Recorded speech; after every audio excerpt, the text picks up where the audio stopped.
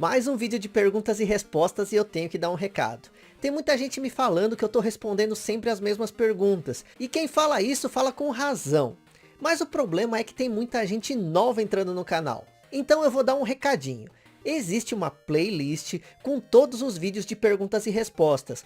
Com certeza, se eu não respondi a sua pergunta, essa pergunta pode já ter sido respondida em algum desses vídeos que vão estar na playlist. Então, dá uma olhada na playlist e vê quais as perguntas que eu já respondi, ok? Então vamos deixar de enrolação e vamos começar. Bora!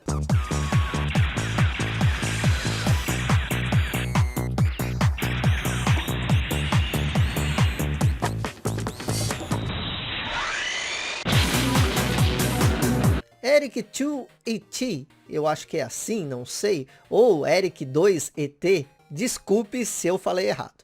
Isui, quando eu vejo alguns filmes que tem ambientação aí no Japão, e aparece alguma casa noturna, na casa noturna tem uma parte com a pista de dança e outro com ambiente com fliperamas. Isso tem bastante aí no Japão ou é coisa só de filme? Eric, isso existe sim e é muito comum. Existem locais que tem uma danceteria e tem a sala de jogos, onde tem alguns fliperamas e tal. E tem alguns locais onde tem uns bares e também tem outros ambientes com fliperamas e jogos eletrônicos. Inclusive tem um que eu gosto muito de ir, que tem uns dardos, sabe? Um jogo de dardos e é tudo eletrônico e que tira foto de você e tal. E a marcação também é toda eletrônica e tem vários tipos de jogos de dardo para você jogar, e você só paga a entrada, e aí você pode ficar por um determinado tempo. Eu acho que o valor é em torno de $20, e você fica um tempo por lá. Aí pode jogar bilhar, ou beber, não, beber à parte também, né, e comer também. Então esses ambientes, esses locais onde tem vários ambientes é bem normal. Inclusive tem lugares que tem esses ambientes mais, digamos assim, divertidos, mas também tem lugares mais aconchegantes. Esse que eu falei para você do dardo tem uma biblioteca com um monte de mangás. Então você vê que a diversidade é bem grande. Inclusive o Round 1 que eu falei há uns tempos atrás, que é uma casa de jogos em que o primeiro e o segundo andar são arcades normais, que você usa moedas de Hakuen.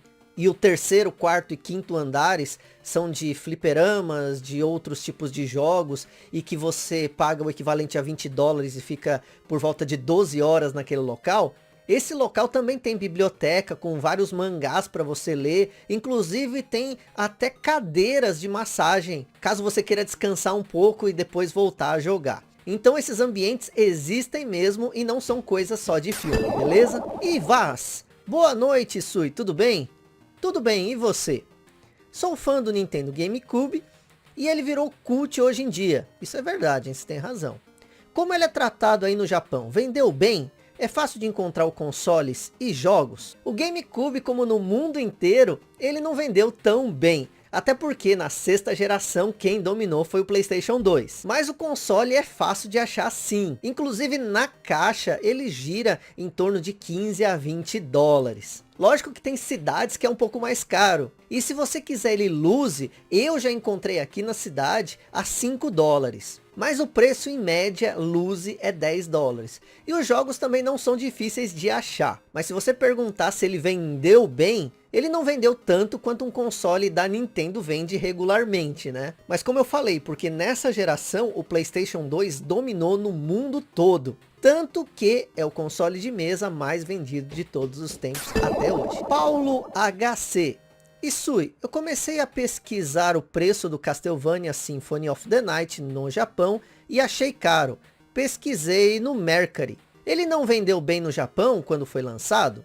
O Drácula X, que é o Castlevania Symphony of the Night aqui no Japão, ele vendeu muito bem sim. O problema é que ele é um jogo que todo mundo quer ter. Aí o valor aumenta. É aquela lei de mercado, demanda versus procura. Tem muito jogo que não vendeu nada, mas também ninguém quer. Aí o preço é barato. Isso acontece com jogos de plataforma, com os Metroidvanias, como é o caso do Castlevania Symphony of the Night, como é o caso do Metroid, como é o caso do Mario. Qualquer jogo de Mario vendeu muito, no entanto ele é valorizado, exatamente porque a barreira do idioma não atrapalha no caso desses jogos, então a demanda é muito grande, por isso o valor desses jogos são mais altos. Então não quer dizer que se o jogo vendeu bem, quer dizer que ele é barato. Depende muito da sua procura. Aí é uma salada de possibilidades. O jogo pode ter vendido pouco e muita gente querer o jogo, como é o caso do Hagane. O jogo pode não ter feito sucesso na época e depois alguém redescobriu ele e ele ficou mais procurado.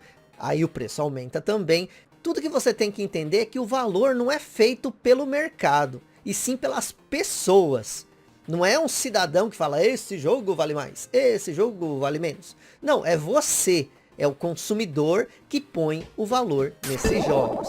Leandro Costa: olá, os japoneses estão lendo mangá impresso ou formato digital? Vi na TV que os japoneses pedem pizza por fax. Isso ainda acontece? Como são as tomadas aí? E os watts de potência? Leandro, o japonês gosta muito de ler. Tanto que você encontra revistas, jornais, livros em qualquer lugar. Desde Combini até lojas de usados. E nas livrarias nem se fala. Tem bastante livrarias aqui no Japão. Aqui não tem aquelas famosas banquinhas de jornal. São realmente locais físicos em que você vai ver revistas, jornais e também livros. E tem de tudo que é tema. Realmente, quando você vai numa livraria aqui no Japão, você se sente numa biblioteca. Tamanha a variedade de títulos e assuntos que existem. O mangá digital também é muito lido, mas o mangá impresso vende bastante, exatamente porque ele é um valor barato e, como eu falei, o japonês gosta muito de ler. Inclusive nas livrarias, as pessoas folheiam os livros à vontade. Não tem ninguém que impeça as pessoas de lerem e verem esses livros. E tem um detalhe, nas lojas de usados tem banquinhos, mesas, para você conseguir ler, mesmo sem querer comprar o determinado produto, né? Os mangás nessas lojas de usados são extremamente baratos. Então se você quiser comprar uma coleção de mangás, é muito fácil você encontrar. Inclusive eu postei no Instagram, uns tempos atrás, um story mostrando uma coleção do One Punch Man, que era do volume 1 até o volume sei lá quanto, acho que 30, a $1. Todos os volumes do 1 ao 30 a $1. Numa loja de usados. Então deve ter muita gente que lê o formato digital, mas o formato impresso é muito consumido ainda aqui no Japão. Inclusive a Shonen Jump, que é uma das revistas que tem os mangás mais famosos, digamos assim, ela é muito vendida exatamente porque na Shonen Jump tem várias tendências, não é apenas um mangá. E aí as pessoas vão lendo os favoritos, né, que elas gostam, e vão descobrir coisas novas. Eu, por exemplo, devo estar velho, mas eu acho muito legal ter revistas como, por exemplo, a Famitsu, que são revistas de videogame para você folhear. No caso do fax, o fax é muito utilizado, principalmente aqui no Japão. E muitos contratos só são fechados com o fax. Esse negócio da pizza, deve ter alguma pizza que ainda utiliza fax. Mas também tem as coisas modernas. Por exemplo, tem uma pizzaria muito famosa, uma franquia bem famosa, que a gente pede pelo celular, por aplicativo normal assim, e você faz tudo o que você quiser. Você escolhe massa, borda, recheio, você vai montando realmente a sua pizza. Então, o Japão é muito conhecido por isso, de abraçar o novo, mas não deixando de lado as tecnologias antigas. Hoje é muito fácil você encontrar fita cassete, e o DVD e CD é vendido muito bem até hoje aqui no Japão. Em relação às tomadas, as tomadas são nesse formato, todas elas são esse formato mais quadradinho, né? Que até tinha no Brasil há um tempo atrás. E a voltagem aqui é 100 watts. Cleison Santos: quanto tempo você morou no Brasil?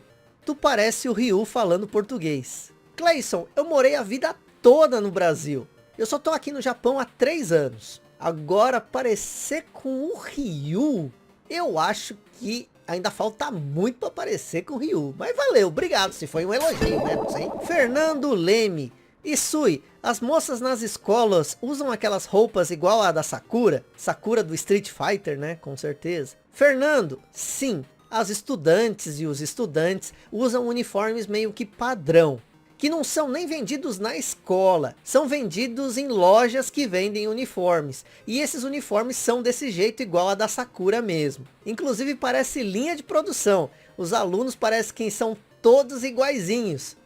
Com as mesmas mochilas, com o mesmo boné, se anda de bicicleta com o mesmo capacete. É tudo igual aqui. Lógico, né? As mochilas, elas têm suas variações de cores. Os tênis também têm suas variações de cores. Mas o uniforme em si é bem padrão e igual. René o quê? Que beleza de apelido, hein? Parabéns, Nick, bem legal. Fala Isui, adoro seu canal, muito obrigado. Muito informativo pra gente que é aficionado por jogos antigos. Os manuais dos jogos antigos sempre foram mais caprichados que os manuais americanos, contando a história do jogo, mostrando mapas, dados dos personagens, etc. Uma curiosidade minha é sobre os manuais dos jogos do Neo Geo AES. Fiquei sabendo que muitos jogos tinham história contada no manual, tipo jogos de luta como Art of Fighting e Fatal Fury.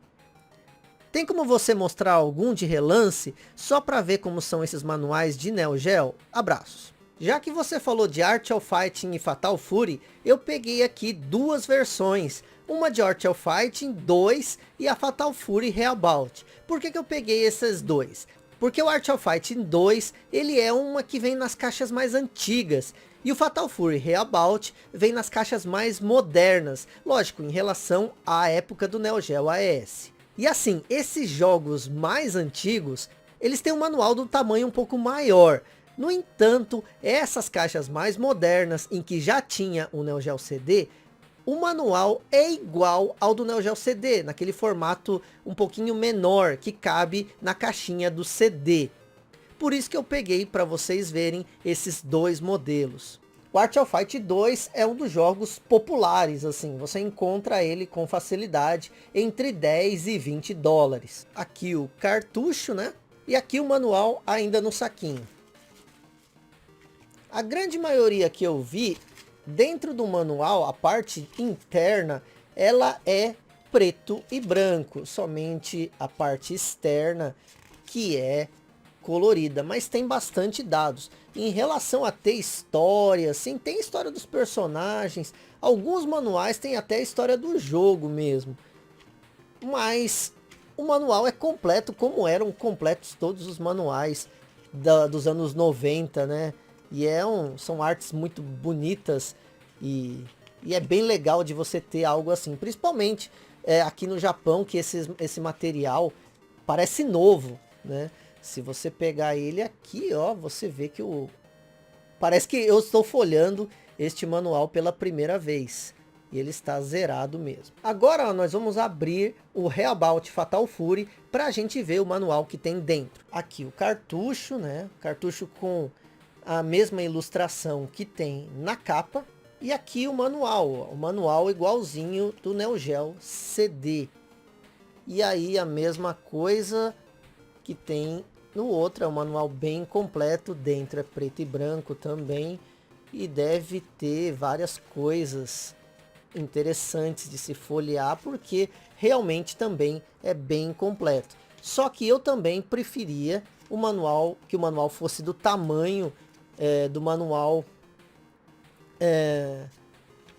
dos cartuchos mais antigos, né? Esse manual menor aqui, ele nem combina muito com a caixa, né, do Neo Geo AES. E tá aqui o manual. Também o manual estado de 0, parece que saiu da loja. Meu amigo Guarani, maneiro o vídeo, Isui. A pergunta é mais de ordem cultural. Você sabe qual é a visão do japonês médio quanto à existência e representatividade do povo indígena Ainu, povo original de Hokkaido, nos tempos atuais? Obrigado pela atenção, até a próxima. Guarani, eu vou te falar que o japonês médio, ele só conhece o local onde ele vive. Quanto muito, se ele mudou de lugar, ele conhece o local onde ele nasceu e onde ele vive. Se você tem contato com algum descendente de japoneses, ele vai falar que todo canal no Japão tem um programa mostrando uma localidade do Japão. Exatamente porque o Japão é um arquipélago.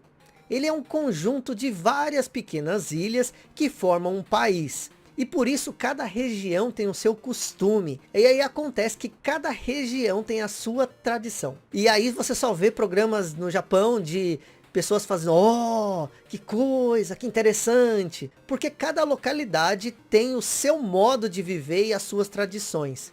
Eu já falei tradição pra caramba aqui, né? Esse povo indígena Ainu que você tá falando de Hokkaido, eu já vi até reportagens sobre eles na própria TV.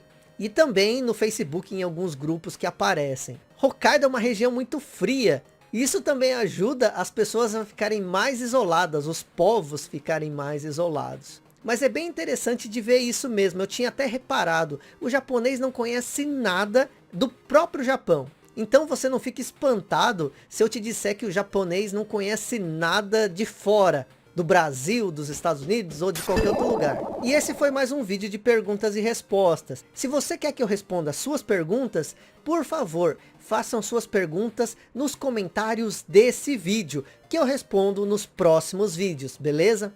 Tem muita gente mandando perguntas no Instagram, em outros vídeos, e aí eu não consigo catar essas perguntas. Então se você quiser, por favor, coloque nos comentários desse vídeo, fechou? Ah, e mais uma coisa, me segue no Twitter e no Instagram. No Instagram eu posto foto de itens que eu não mostrei aqui, além de mostrar minha vida aqui no Japão, nos stories, e a gente tem uma interação muito grande com perguntas que eu faço por lá. E no Twitter a gente pode conversar sobre tudo. Então me segue lá, @VitorIsui, no Instagram e no Twitter.